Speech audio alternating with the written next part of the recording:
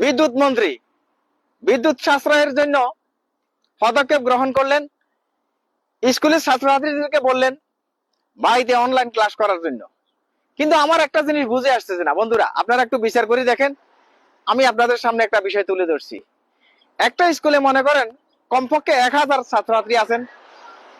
সেই 1000 ছাত্রছাত্রীর জন্য স্কুলে লেখাপড়া কমপ্লিট করতে গেলে কমপক্ষে 50-60টা বা 100টা ফ্যান চলবে, এর বেশি না। আর এই 1000 ছাত্রছাত্রী কিন্তু একই ফ্যামিলির না, 1000টা ফ্যামিলি থেকে আসে। এই 1000 ছাত্রছাত্রী অনলাইন ক্লাস করতে গেলে 1000টা ফ্যান চলবে, লাইট চলবে, মোবাইল চলবে, কেউ ল্যাপটপ চালাবে, কেউ কম্পিউটার চালাবে, কেউ এসি, কেউ ফ্যান, অনেকগুলো ইনস্ট্রুমেন্টের প্রয়োজন।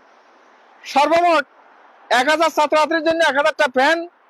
আর স্কুলে যদি কমপ্লিট করতে হয় তাহলে 50-60টা বা 100টা ফ্যান। এবার আপনারা বলেন বিদ্যুৎ কি সাশ্রয় হবে নাকি বিদ্যুৎ খরচ আরো বেড়ে যাবে?